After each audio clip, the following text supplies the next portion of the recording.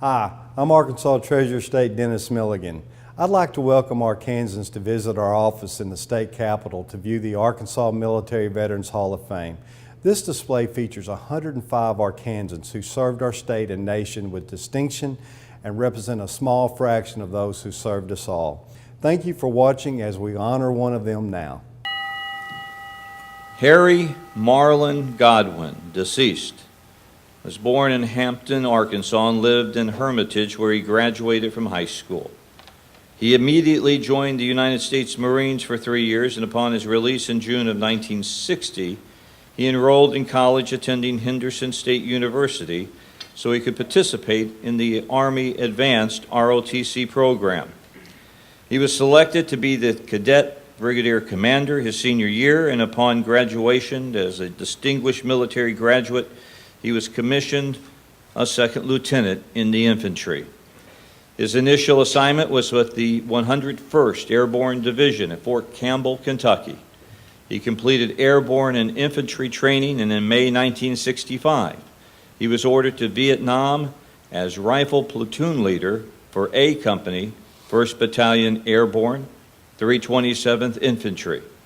In his book, About Face, by Colonel David Hackworth, who served as the executive officer of the battalion, he recounts how Godwin would expose himself to enemy sniper fire by running on the rice paddy dikes so his men could locate those enemy sniper positions and destroy them.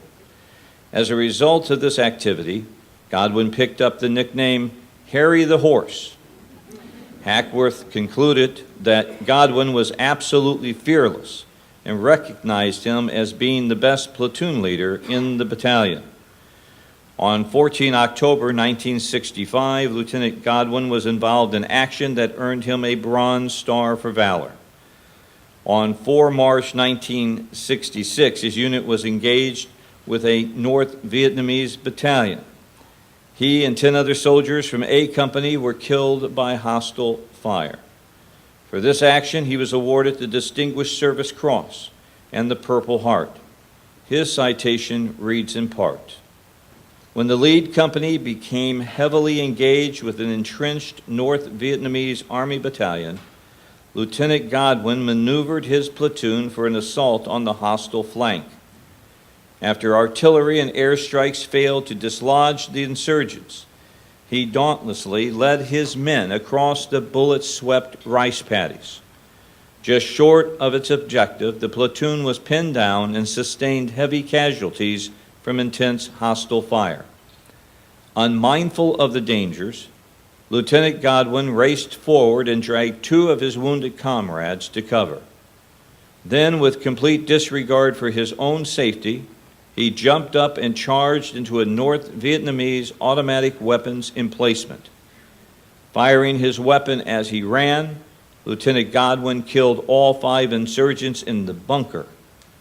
Inspired by his outstanding courage, the platoon immediately assaulted the surrounding hostile positions and overran them. As they entered the main insurgent trench, Lieutenant Godwin was fatally wounded. His impeachable valor contributed immeasurably to the defeat of a numerically superior hostile force in which 119 insurgents were killed.